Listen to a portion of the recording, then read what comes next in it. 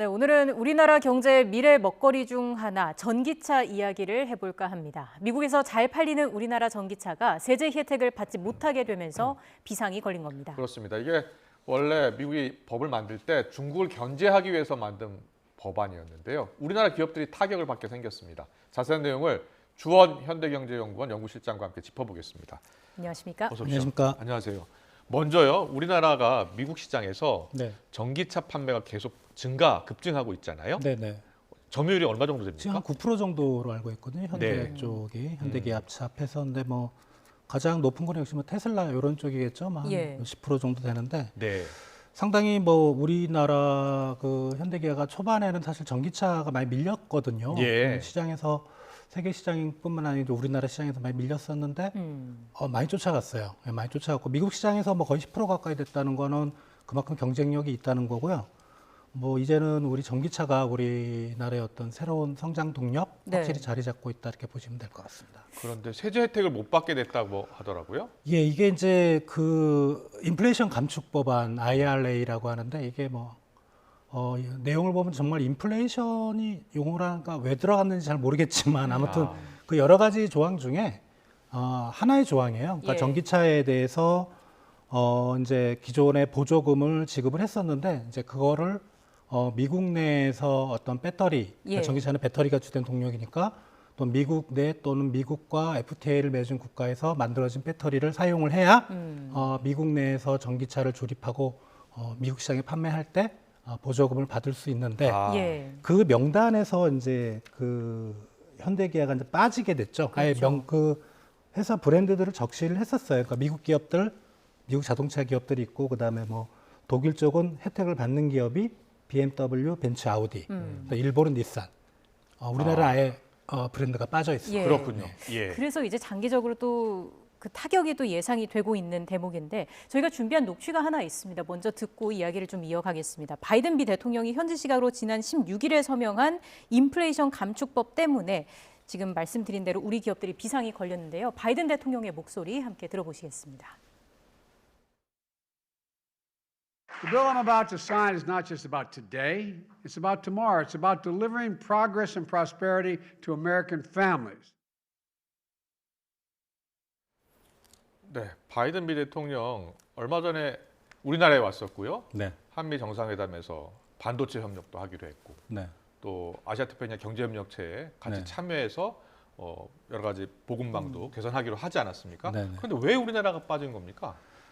이제 바이든 대통령이 또 거의 방한 일정 좀 마지막에 또 현대차를 또 만났죠. 그랬죠. 예. 그랬는데 근데 이게 뭐 갑자기 나온 얘기는 아닐 것 같고 이미 우리 정부나 이제 관련 우리 자동차 기업과 뭐 소통은 좀 있었을 거라고 개인적으로는 좀 추측이 되는데 네. 뭐 갑자기 그렇게 때리진 않을 것 같고 또 바이든 행정부가 지금 이제 어떻게 보면 중국을 견제하기 위한 여러 가지 뭐 IPEF라든가 뭐 이런 쪽으로 해서 뭐 그리고 치퍼 동맹이라든가 이런 어떤 경제 겉으로는 경제지만 네. 국제 정치적으로는 중국을 견제하기 위한 이런 프레임을 짜고 있는 상황에서 그렇군요. 예. 우리나라 기업 특히 자동차 기업들을 그렇게 옥죄다고 할까요?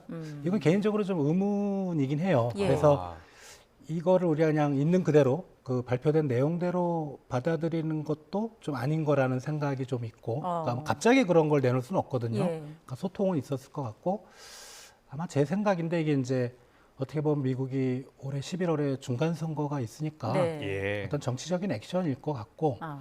또 이게 한번 발표됐다 그래서 이대로 가는 건 아니거든요. 네네. 또 수정을 좀 할 수 있는 거고 예. 그러면 좀 희망적인 그런 관점이긴 한데 뭐 한 연말쯤에는 좀 바뀌지 않을까 조금이라도 예. 그런 생각을 좀 가져봅니다. 세부 기준을 좀 조정할 가능성이 있다라고 보신 거고 네네. 그 중국을 견제하기 위한 것이다 이런 분석이 나오는데 실제로 그럼 중국은 이걸로 인해서 큰 타격을 받습니까? 어떻습니까? 아니죠. 그러니까 미국 내에서 생산되는 조립되는 전기 자동차니까요. 예. 그죠? 중국은 전혀 왜냐하면 미국과 FTA를 체결한 것도 네. 아니고 그래서 상관은 없는데 이제 중국산 배터리를 많이 사용하는 그런 자동차 기업들이 어렵고 그게 이제 하필 우리나라 기업들이라는 그렇죠. 거죠. 예.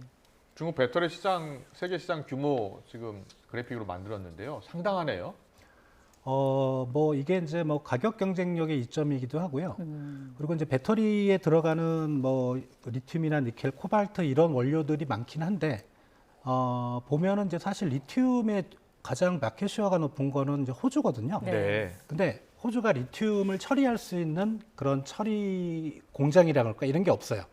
그러니까 호주가 리튬을 생산해서 거의 대부분 중국으로 가고 중국에서 그걸 가지고 이제 배터리를 만드는 데 쓰는 거거든요. 예. 근데 그러다 보니까 사실 뭐 이게 뭐 정확히 엄밀히 원산지를 따지면 중국산 비중이 이렇게 높은 건 아닌데 네. 배터리 자체가 이제 중국산 비중을 따지다 보니까 이게 사실은 좀 문제가 되는 겁니다. 그렇군요. 알겠습니다. 그런데요. 우리나라는 지금 미국에서 생산한 테슬라 자동차 우리나라 기업하고 똑같이 세금 혜택을 주고 있잖아요. 네. 그런데 우리나라 기업은 가서 받지 못한다. 이게 국제 상호주의 원칙에도 어긋나는 건 예, 아닙니까? 그러니까 WTO 규정 보면 보조금은 상당히 좀 민감해서 네. 뭐 아주 특별한 이유가 없으면 공평하게 지급을 해야 되고요. 예. 동일한 품목에 대해서 만약에 그게 특정 국가를 배제하면 그 국가에서 상계 관세를 다른 품목에 때릴 수가 있습니다. 그러니까 네. 보복이 가능한 건데 뭐라고 할까요? 우리가 미국하고 같은 급으로 놀 수는 없는 거죠. 예, 그러니까 분명히 이제 그 어떤 국제 무역 규정에 위반될 소지는 분명하지만 예. 예. 그렇다고 우리가 상계 관세를 때릴 수는 없죠. 왜냐하면 미국 시장에 우리가 수출을 많이 하고 어떻게 보면 미국 시장에서 우리가 무역 흑자를 내고 있잖아요. 예. 그러니까 상당히 좀 그거는 뭐 단순한 규정을 해석하는 문제가 아니고 좀 역학적인 정치적인 그런 문제도 같이 고려를 해야 될 것 같습니다. 예. 또 우리는 이제 한국산 전기차와 미국산 전기차를 동등하게 좀 해달라. 대우를 해달라라는 요구를 하고 있는 거고 우리 정부도 일단 FTA와 WTO 규범에 위반된다라는 거를 주장을 하고 있는 거잖아요. 근데 네. 이게 보면은 현실성이 좀 떨어지지 않나라는 생각도 들거든요. 이게 뭐 시간도 오래 걸리고 FTA 같은 경우에는 WTO는 구속력도 없고요. 네, 그러니까 뭐 별로 의미 없는, 그러니까 뭐 알려진 바는 산업통상자원부에서 뭐 얘기를 건의를 좀 했다는 예. 거고요. 건의거든요. 그러니까 항의는 아니고, 그러니까 뭐 골리앗하고 좀 싸우긴 어렵죠. 다이시 뭐 결국은 다이시 이겼지만 그건 쉽지는 않을 것 같고 또 예. 말씀하신 대로 이거는 뭐 하세월입니다. 100만 년 걸릴 수도 있는 거고. 그래서 이런 부분은 어떤 그런 그 국제 무역 기구를 통한 분쟁의 해결보다는 네. 그냥 양국 간, 미국과 한국 간의 정부 쪽 차원에서 어떻게 보면 해결을 해야 되는 게 원칙이라고 생각이 됩니다. 네. 일단 미국 입장에서는 자국에서 생산한 전기차한테만 이제 혜택을 주겠다는 건데 우리나라 배터리 회사들이 많이 지금 미국에 공장을 짓고 있잖아요. 네. 그럼 장기적으로는 그 기준을 채울 수 있는 겁니까? 저는 개인적으로 좀 그렇다고 봐요. 그러니까 공장이 배터리에 있고 거기서 생산된 배터리를 가지고 미국 내 뭐 현대나 기아차가 조립할 수 있다면은 예. 채울 수는 있는데 네. 그게 이제 아직 짓고 있는 단계라 이게 당장 시행이 뭐 벌써 뭐 2024년 뭐 얘기가 돼 있거든요. 그렇게 네. 되면 어려운 거죠. 당장은 그러네요. 상당히 예. 좀 어려운 부분이라고 생각이 됩니다. 그게 이제 2024년이 조지아주 공장 말씀하시는 건가요? 아니 이게 배터리의 어떤 원산지 비중을 채워가는 게 단계적으로 지금 발표가 되고 있어요. 예. 2024년은 뭐 제가 정확히 숫자는 모르는데 50%, 예. 뭐 28년에는 뭐 80% 이런 식으로. 그러니까 그렇게 되면은 좀 그 기간 사이에는 우리 자동차 기업들이 상당히 좀 그걸 비율을 맞추기가 어렵거든요. 예. 그래서 요즘에 그 현대차, 기아차 주가가 빠지는 거군요. 근데 생각보다는 주가가 좀 덜 빠졌던 것 같아요. 2%, 3%? 그래서 시장에서는 오히려 이거를 너무 크게 안 보는 거 아닌가 여러 가지 원인인데 첫 번째는 어떻게든 해결할 거다.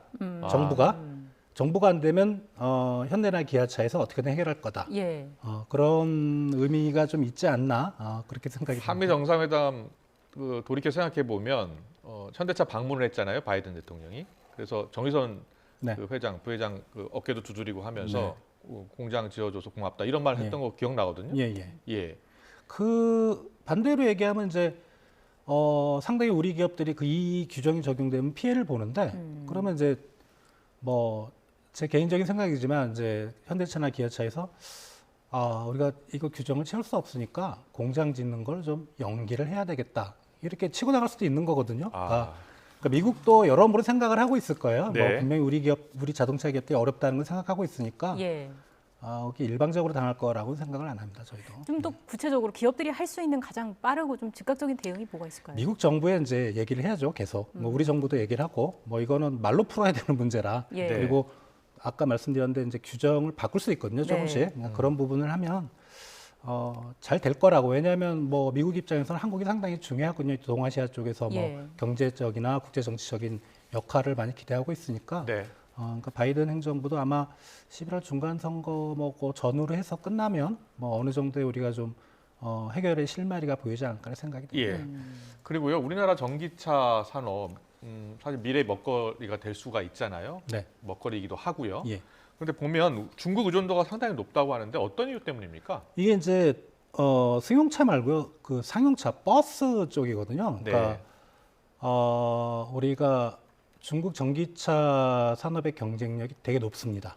사실 그 기술 경쟁력만 따지면 지금 우리보다 높다고 지금 평가가 돼 있는데, 그래서 이제 그 전기 버스 쪽 얘기인 것 같아요. 그래서 전기 버스가 국내 점유율이 뭐 한 7% 가까이 올랐다고 하거든요. 예. 이게 이제 우리나라에서 보조금 주는 게 어마어마합니다. 예를 들어 뭐 3억 원이라면 최소 7천만 원에서 1억 4천만 원까지 보조금이 들어간다고 하니까 그래서 그런 부분이 사실 이제 중국산 상용차 부분에서 네. 경쟁력이 상당히 높고 그리고 걔네의 그 승용차 부분, 그러니까 우리나라 전기차 산업이 사실 중국 시장을 들어가려고 무진장 노력을 했는데 좀 많이 밀리고 있어요. 거의 뭐 중국 시장에서는 우리 전기차가 안 팔리고 중국에서 있어서. 우리 기업들 고전하죠. 나오는 기업들도 많고요. 그래서 이게 뭐 기술 경쟁력도 가지고 걔네가 또 가지는 그 고유의 가격 경쟁력도 가지고 그러다 보니까 이제 중국과의 경쟁에서 상당히 좀 밀리고 있는 거는 분명히 보입니다. 알겠습니다. 중국에 대한 어떤 의존들을 점차 줄여 나가는 것도 장단기적으로 우리에겐 큰 과제가 되죠. 이게 이제 자동차 산업의 문제가 아니고 전 산업의 문제인데 그게 가능할까 저는 개인적으로 좀 의문이 가요. 예, 그래서 네. 뭐 정치적으로야 뭐 미국 쪽의 입장을 우리가 반영을 할 수밖에 없는데 뭐 지리적으로 또 많이 인접해 있고 또 중국을 대체할 만한 시장이 아직은 물론 이제 동남아 쪽, 인도 쪽에 좀 비중이 높아지긴 하지만 그런 쪽이 좀 한계를 가지는 것 같아요. 그래서 멀리 보면 몇십 년 뒤를 보면 줄여나가는 건 맞는데 우리가 중국 시장과 그렇게 뭐 수년 내에 갑자기 의존도를 뭐 수입 의존도도 그렇고 수출 의존도도 그렇고 이렇게 줄이는 건 현실적으로 좀 불가능하다고 생각이 됩니다. 알겠습니다. 일단은 뭐 우리나라가 여러 가지 세제 혜택에서 우리나라 전기차가 미국에서 일단 배제가 됐지만 실장님 말씀 들어보면은 이게 수정될 수도 있고 연말에 바뀔 가능성도 있으니까 좀 더 지켜보도록 하겠습니다. 금리 이야기 좀 해보겠습니다. 미국 금리 인상 지금 자이언트 스텝 밟았었잖아요. 0.75%포인트. 이번에도 0.75%포인트 가능성이 높습니까? 지금 해외 시장의 그 뭐 일부 지표긴 한데 그 가능성을 묻는 질문에 한 3분의 2는 빅 스텝을 얘기를 하고 있고 3분의 1은 한 자이언트 스텝을 얘기하고 있어서 0.5를 얘기하는 데도 있군요. 그러니까 0.5 가능성이 제일 높아 보이는데 뭐 이유는 물가 상승률이 얘네는 꼭대기를 쳤죠. 내려왔으니까. 그래서 근데 이제 그 워낙 그쪽에 좀 매파 성향들이 많은 것 같아요. 뭐 그래서 자이언트 스텝 가능성을 전혀 배제할 수 없는데 지금의 분위기를 보면 아무래도 좀 0.5% 인상 가능성이 유력하지 않을까 이렇게 생각이 됩니다. 그런데요, 0.5%포인트를 올려도 지금 우리나라도 금리가 많이 높아졌잖아요. 대출 금리가 굉장히 높아졌어요. 6%, 뭐 7% 받는 분들 상당히 늘었고요. 그리고 뭐 신용대출 금리도 크게 올랐고요. 그런데 0.5 올려도 연말까지 계속 올린다는 거 아닙니까? 네, 맞습니다. 그럼 금리는 계속 오르는 거 아니에요? 연말까지는 계속 올라갈 거라고 봐요. 그래서 맥시멈은 올해 연말이나 내년 초에 하면 미국 기준으로 3.5%는 넘길 거라고 생각이 되는데, 그죠? 우리나라도 이제 그거를 뭐 그 속도를 따라가지 못하고 조금씩 올리더라도 우리는 한 3% 아니면 3% 초반까지는 올라갈 거다. 그럼 뭐 시장 금리는 같이 이미 코픽스도 같이 올라가고 있잖아요. 근데 이제 그게 중요한 게 지금 요새 그 중앙은행의 통화 정책, 그러니까 금리 수준과 시장 금리의 향방을 좀 보면 몇 년 동안에 시장 금리가 기준 금리를 따라가는 게 아니고 시장 금리가 먼저 올라간 다음에 기준 금리가 올라가거나 아니면 미리미리 반영된다는 말씀이시죠? 시장 금리가 좀 먼저 떨어지면 기준 금리가 떨어지거든요. 그래서 꼭대기를 치고 난 다음에는 시장 금리가 좀 먼저 떨어지는 그런 현상도 좀 있을 수 있지 않을까 생각이 됩니다. 그렇군요. 그래서 자연스럽게 또 하는 총재 입에 이목이 집중이 되고 있는 것 같습니다. 저희가 준비한 녹취가 있는데요. 이창용 한국은행 총재의 발언 함께 들어보고 오겠습니다. 현재로는 물가와 성장 흐름이 7월 저희들이 했던 기존의 전망 경로를 크게 벗어나지 않는다면 기준금리를 25bp씩 점진적으로 인상하는 것이 적절하다고 판단하고 있습니다.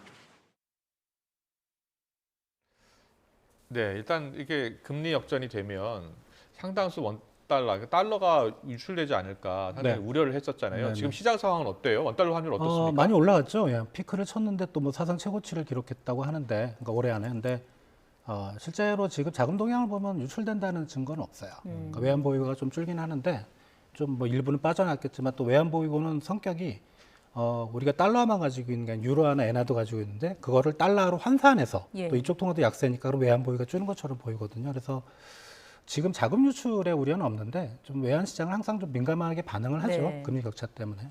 앞으로 전망을 좀 해주신다면요. 지금 1,320원대 정도 있는데 그게 1,350 이상으로 좀 넘어가기는 어렵고 네. 그리고 이미 그거는 좀 시장이 불확실할 때 뭐 미국이 얼마까지 올리고 뭐 어느 정도의 폭을 또 인상할지도 모르고 우리나라도 몰랐는데 지금 경로가 거의 이제 불확실성이 많이 없어졌어요. 대략 뭐 연말 연초에 미국 3.5 이상 그 정도 우리가 3%대 뭐 초반 이러니까 그런 상황이 이제 시장에 확고히 그렇게 갈 거다라고 생각하면 예. 원달러 환율 시장은 좀 시간은 걸리겠지만 아마 좀 안정화될 거다 이렇게 보시면 될 것 같습니다. 네, 알겠습니다. 마지막으로요. 사실 가장 우려했던 게 경기 침체 가능성이었잖아요. 네. 지금 전문가들은 어떻게 보고 있어요? 경기 침체 일단은 가능성을요? 침체는 분명하다. 아. 예, 분명한 걸로 대부분 인식하고 있고요. 예. 뭐 마이크로 지표나 뭐 미국 쪽이나 우리나라나 보면 분명히 침체는 분명한데 과연 침체의 폭이 어느 정도일까? 그게 이제 핵심인 걸로 보이는데 아마 성장률이 이제 환은도 그렇고 이제 막 내년도 성장률이 막 나올 것 같은데 네. 대개 2%대 초반 정도로 아마 다 몰리지 않을까 그렇게 생각이 됩니다. 알겠습니다. 오늘 미국 전기차 우리나라 기업들 좀 어려움을 겪게 될 것 같아서 한번 짚어봤고요.